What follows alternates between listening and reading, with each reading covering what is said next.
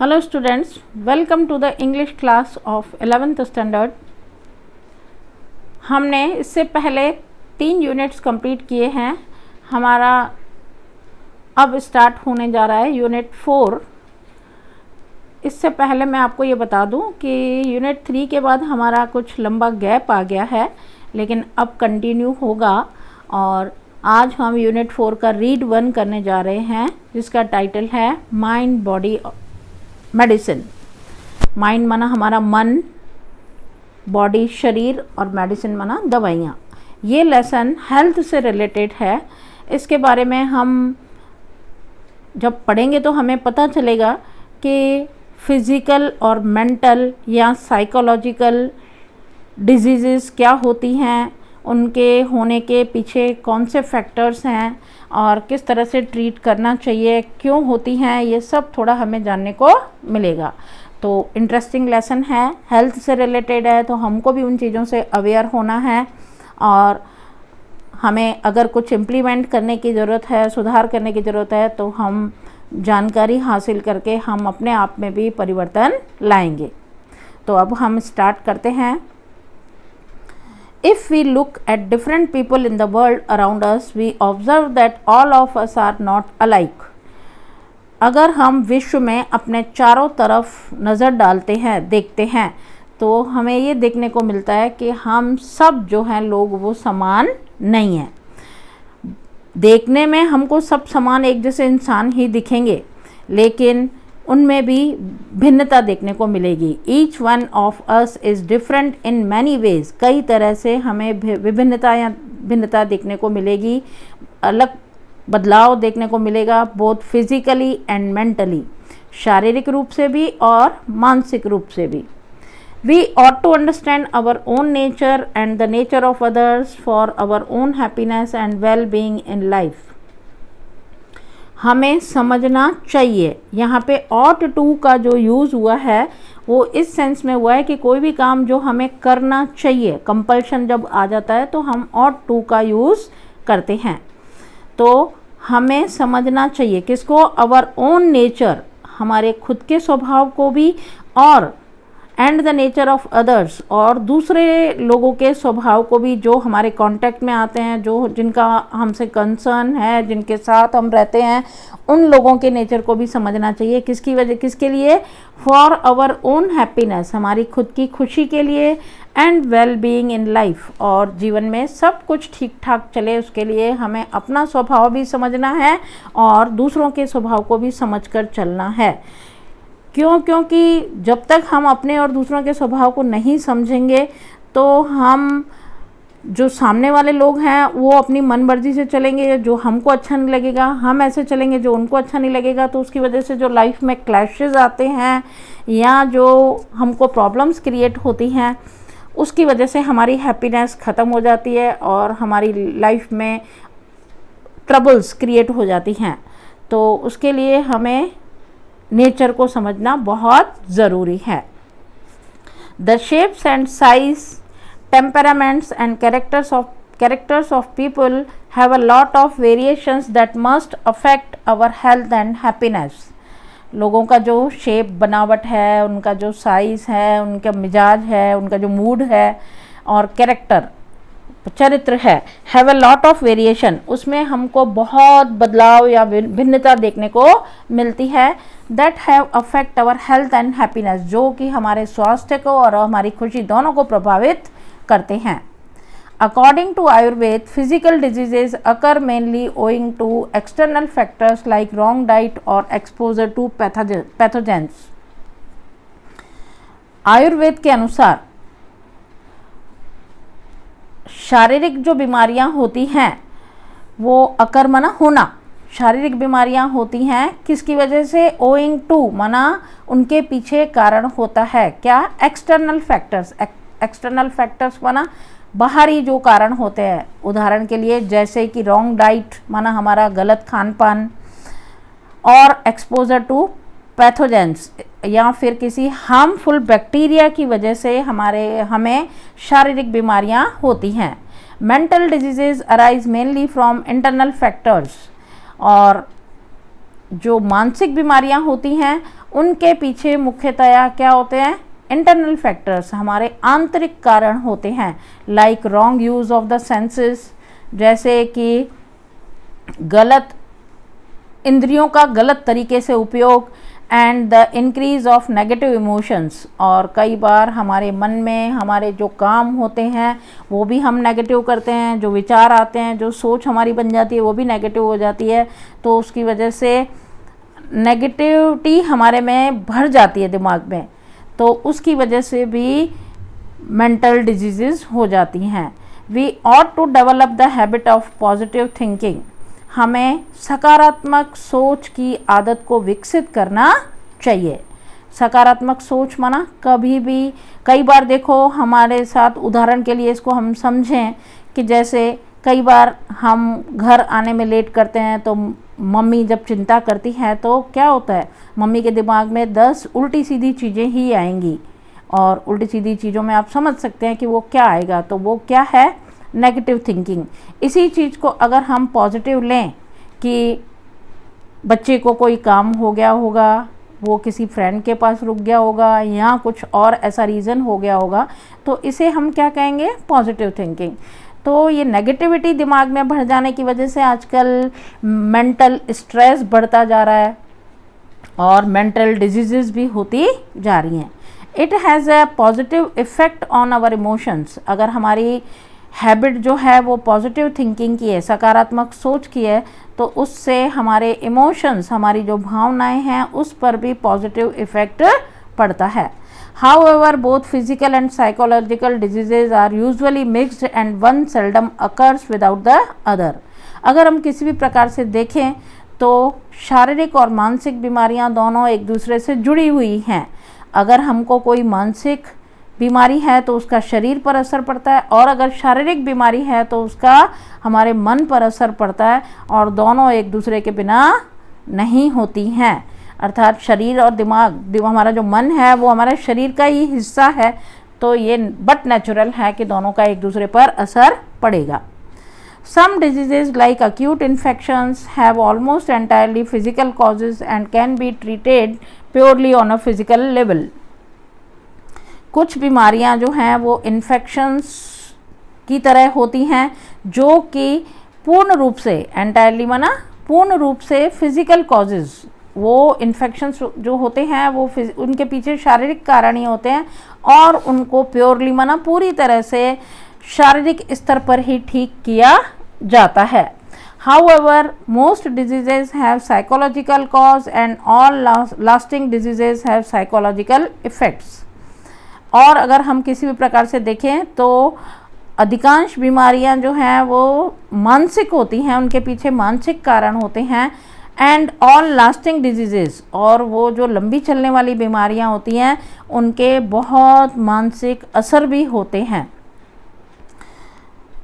A physical disease disturbs the emotions, जो शारीरिक बीमारी है वो हमारे इमोशंस को, हमारी भावनाओं को डिस्टर्ब करती है, परेशान करती है, एंड वीकन्स द सेंसेस, और हमारी इंद्रियों को कमज़ोर बनाती है, विच में रिजल्ट इनटू फिजिकल ट्रबल्स, जिसकी वजह से शारीरिक और परेशानियां क्रिएट हो जाती हैं। They lead to dietary problems, उसकी वजह से कुछ खान पान में समस्या खड़ी हो सकती है। स्ट्रेन द हार्ट, जिसकी वजह से हार्ट पे स्ट्रेन आ सकता है, and nerves and weaken the physical body, heart और नर्व्स पे भी असर पड़ सकता है, और वो हमारे शारीरिक जो शरीर है हमारा उसको भी वीक कर देती हैं। कौन? जो फिजिकल ट्रबल्स हैं। In the modern developed world our problems are mainly psychological, आज के जो आधुनिक विकसित विश्व में हमारी ज़्यादा प्रॉब्लम्स जो हैं वो मुख्यतया कौन सी हैं? मानसिक। We have sufficient food, clothing and shelter which prevent us from getting most physical disease, हमारे पास पर्याप्त भोजन है, कपड़े हैं, शेल्टर माना आश्रय है, हमारे पास रहने के लिए घर है, मकान है, जो कि हमको शारीरिक बीमारियां होने से ये चीज़ें रोकते हैं। अर्थात अच्छा खाना खाएंगे तो हमारी डाइटरी प्रॉब्लम्स नहीं आएंगी, हम तन को अच्छे से कपड़ों से ढक के रहेंगे तो हमको जो जो न ढकने की वजह से जो तकलीफ़ें आती हैं वो नहीं आएंगी। हमारे पास घर है अपना तो हम अपनी सुरक्षा कर सकते हैं। तो इससे फिज़िकल डिजीज़ तो कम हो गई हैं, रुक गई हैं। Though most of us have no major physical problems, we still suffer from psychological unrest. हालांकि हम में से बहुत लोग जो हैं उनको ज़्यादा बड़ी बीमारियां, फिज़िकल शारीरिक प्रॉब्लम्स, शारीरिक समस्याएं नहीं होती हैं, लेकिन फिर भी हम साइकोलॉजिकल अर्थात मानसिक डिसऑर्डर से कष्ट झेल रहे हैं, सफ़र कर रहे हैं। अनरेस्ट का मतलब होता है डिसऑर्डर। डिसऑर्डर माना जो क्रम से न चले उसको हम क्या कहेंगे, डिसऑर्डर। मतलब जो शरीर को जैसे होना चाहिए, मनुष्य के मन को जैसे काम करना चाहिए, अगर वो नहीं करे तो वो एक तरह का क्या कहलाएगा, डिसऑर्डर। दिस अनरेस्ट में manifest us feeling of loneliness, not being loved और अप्रिशिएटेड, एंगर, स्ट्रेस और एंग्जाइटी। ये जो अनरेस्ट है, ये जो डिसऑर्डर है, वो हमारा दिखाई दे सकता है। जैसे कई बार हमें अकेलापन फील होता है, या ऐसा भी फील होता है कि हमको घर वाले या कोई जो है फ्रेंड्स या कोई भी वो आपको प्यार नहीं करता, या आपकी प्रशंसा नहीं होती, आपके ऊपर हर समय गुस्सा किया जाता है, आप स्ट्रेस में रहते हो, या आप में किसी भी प्रकार की कोई चिंता बढ़ गई है, तो उसकी वजह से ये डिसऑर्डर आ सकता है। It can lead to the weakening of our physical energy. इन सब की वजह से अगर ये सारी परेशानियां हमारे साथ होती हैं तो उसकी वजह से हमारी जो फिज़िकल एनर्जी वो क्या हो जाती है, वीक हो जाती है। ये सब जब हम सोचते रहेंगे, हमारे दिमाग में ये सब बातें चलती रहेंगी, तो आप देखना किसी भी दिन कोई अपसेट अगर हमारा माइंड होता है तो आपकी जो फिज़िकल एनर्जी है, आपकी शारीरिक जो ऊर्जा है वो भी कम हो जाती है और आप अपने आप को वीक फील करने लगते हो। ऐसा लगता है आज हम में ताकत ही नहीं है, शरीर में जान ही नहीं है, ऐसा हमें फील होने लगता है। And prevent us from doing what we really want to do. और हम जो कुछ करना चाहते हैं वो करने से हमें ये सब जो प्रॉब्लम्स हैं वो रोक देती है। मतलब हमको उस दिन पर जो काम करना था, जो हम करना चाहते थे, वो काम हमारा हो नहीं पाता। Our very way of life breeds unhappiness. हमारा जो आज का जीवन जीने का तरीका है, वे ऑफ लाइफ माना जिस तरीके से हमारी लाइफ स्टाइल है, जिस तरीके से हम जी रहे हैं, वो अनहैप्पीनेस को जन्म देती है। अर्थात जो लाइफ जीने का तरीका है उससे हम भले ही कितने अच्छा खा लें, कितने अच्छे कपड़े पहन लें, सब कुछ हमको सुख सुविधाएं हैं, लेकिन मन हमारा खुश नहीं है, हम सेटिस्फाई नहीं होते, हमारे मन में अनहैप्पीनेस भरी हुई है। We have hectic and unstable routines in which there is a little piece of contentment. हमारा जो जीवन है वो बहुत ज़्यादा व्यस्त हो गया है, हेक्टिक भरा, अर्थात इतना ज़्यादा व्यस्त हो गया है कि उसमें स्टेबिलिटी नहीं बची है, स्थिरता नहीं है, हमारा मन स्थिर नहीं रहता। एक काम करते हैं तो दूसरा दिमाग में आता है, ये करना है, दूसरा कर लेते हैं तो दो और आ जाते हैं। मतलब ऐसा लगता है ये क्या लाइफ है, सारा टाइम हमारे को बस यही चीज़ें करनी है। तो in which there is a little peace और कंटेनमेंट, उनमें उनकी वजह से हमारे मन में न तो शांति है और न ही संतोष है। We have disturbed the organic roots of life. हमने हमारी जीवन की जड़ों को, जीवन की जड़ें क्या हैं, मतलब छुटपन से ही हमारे जीवन में स्ट्रेस, ट्रबल्स, प्रॉब्लम्स क्रिएट हो गई हैं। तो हमने ऐसा लग रहा है अपने जीवन की जड़ों को, मतलब शुरुआती जीवन जो हमारा खुश होना चाहिए उसको भी हमने डिस्टर्ब कर दिया है। Like good food, water and air and a happy family life. जैसे अच्छा खाना माना किसको कहेंगे अच्छा खाना? मतलब ऐसा नहीं है कि हम होटल में अच्छा खाना खा के आए, हम चाइनीज़ खा रहे हैं, हम अच्छे अच्छे आइटम खा रहे हैं तो उसको हम अच्छा खाना नहीं कहेंगे।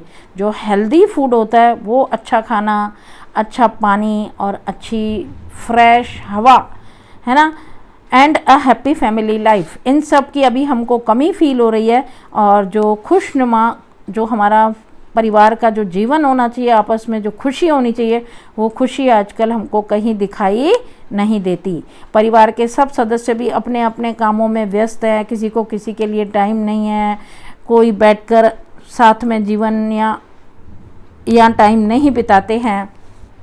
तो कहीं ना कहीं वो संतोष की कमी हमारे में दिखाई दे रही है।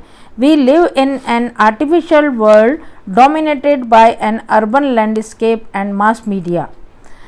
अब जो है हम क्या कर रहे हैं, आर्टिफिशियल माना बनावटी, और ऐसा लग रहा है डोमिनेटेड बाय अर्बन लैंडस्केप, शहरीकरण ने या जो शहर की चकाचौंध है उसने, और मास मीडिया अर्थात जो जनसंपर्क माध्यम है। जनसंपर्क माध्यम क्या है आप खुद भी समझ रहे हैं, टेलीविज़न, मोबाइल, लैपटॉप, ये सब चीज़ें जो हैं, ये इन्होंने हमको इतना प्रभुत्व जमा दिया है हमारे ऊपर कि इन सब के बिना हम जी नहीं पा रहे हैं, इन सब से हम दूर भी नहीं रह पा रहे हैं, और एक बाहरी दिखावटी दुनिया में हम जी रहे हैं। There is little to nourish the soul. हम अपनी सोल को, सोल का मतलब होता है आत्मा, हम अपनी आत्मा का पोषण बिल्कुल नहीं कर रहे हैं। अर्थात ये ऊपर से जो आपको दिखाई दे रहा है, ये एक प्रकार, ये हमारा शरीर है, ये एक प्रकार का क्या है, पोशाक। जिस तरह हम ड्रेस बदलते हैं, उसी तरह कुछ कुछ टाइम के बाद हम इस शरीर को भी क्या कर देते हैं, त्याग देते हैं, और हमारी आत्मा जो है वो दूसरी ड्रेस को या दूसरे शरीर को धारण करती है। तो जो आत्मा में, आत्मा का पोषण होना चाहिए, जैसे हम अपने शरीर को संवारते हैं, सजाते हैं, खिलाते हैं, पिलाते हैं, उसकी केयर करते हैं, उसी तरह हमको अपनी आत्मा का भी पोषण करना चाहिए, और उस आत्मा का पोषण हम नहीं कर पा रहे हैं। मतलब जो संस्कार हमें देने चाहिए, जो आध्यात्मिकता होनी चाहिए, वो सब पे हमारा ध्यान बिल्कुल नहीं है। We always desire new things. हमको हमेशा नई नई चीज़ों की क्या होती है, चाहना होती है, इच्छा होती है। And are seldom content with what we have. और हमारे पास जो कुछ है उससे हम संतुष्ट भी नहीं रहते। कंटेंटमेंट का मतलब संतोष, कंटेंट माना संतुष्ट नहीं रहते हैं। We always crave to have more. हमेशा हमको और ज़्यादा चीज़ें, पैसे, सुख सुविधाएं, आप इसको समझ सकते हैं कि जैसे आपके पास कोई छोटा मोबाइल है तो और बड़ा चाहिए, छोटी गाड़ी है तो और बड़ी गाड़ी चाहिए, जो चीज़ें घर में जो हैं उनसे हम सेटिस्फाई नहीं है, हमको वो सब और चाहिए, उसको बदलना है। ये सब हमारे मन में क्या लगी रहती है, लालसा। वी आर नेवर स्टिल और एट रेस्ट। ना तो हमारे मन में स्थिरता है और न चैन है। रेस्ट का मतलब यहाँ पे क्या है, आराम नहीं, अर्थात किसी चीज़ से हमको सुख शांति चैन है ही नहीं। मतलब हमारा दिमाग सोचता रहता है कि हम ऐसा और क्या करें जिससे हम ये अपनी इच्छाओं को पूरा कर सकें। Our medicine is a quick fix to keep us going in our wrong lifestyle and rarely addresses the behavioural root of our problems. हम जो दवाइयाँ लेते हैं वो एक तरह से क्विक फिक्स का काम करती हैं। क्विक फिक्स से हम क्या करते हैं, टेम्पररी किसी चीज़ को टूट गई है उसको क्या कर देते हैं, चिपका देते हैं। उसी तरह ये मेडिसिन्स भी उन क्विक फिक्स का काम करती हैं, जो कि हमको कुछ समय के लिए ठीक कर देती हैं और keep us going in wrong life style, और ठीक करके हम अपनी जो लाइफ स्टाइल है उस रॉन्ग लाइफ स्टाइल में ही चलते रहते हैं। और रेयरली एड्रेसेस, उन मेडिसिन से हमारा जो बिहेवियर में चेंज आना चाहिए वो सब नहीं आता है, और हमारी प्रॉब्लम्स जो हैं और अधिक जो हैं गहरी होती चली जाती हैं, उनकी जड़ें और ज़्यादा मजबूत होती चली जाती हैं। We take a quick pill hoping that our problem will go away. हम ये सोचकर तुरंत क्विक ऐसी गोली खा लेते हैं, ये उम्मीद रखते हुए, ये आशा रखते हुए कि हमारी प्रॉब्लम चली जाएगी। But we do not recognise that it may only be a symptom of an imbalanced life. लेकिन हम ये नहीं पहचानते कि ये जो है एक तरह से मेडिसिन जो है वो हमारा इम्बैलेंस्ड माना असंतुलित जीवन का एक लक्षण है। अर्थात दवाइयाँ खाकर हम अपने आप को टेम्पररी ठीक करके और वापस उसी रॉन्ग लाइफ स्टाइल पे चलते रहते हैं, उससे हमारी लाइफ जो है और ज़्यादा इम्बैलेंस्ड हो जाती है, असंतुलित हो जाती है। It is a warning light that we must notice. ये हमारे लिए एक चेतावनी भरा प्रकाश है जो हमें नोटिस करना चाहिए, मतलब जिस पर हमारा ध्यान खींचना चाहिए, जिस पर हमारा ध्यान जाना चाहिए। अब ये वीडियो यहीं ख़त्म होता है। आगे के लेसन को हम नेक्स्ट वीडियो में कंटिन्यू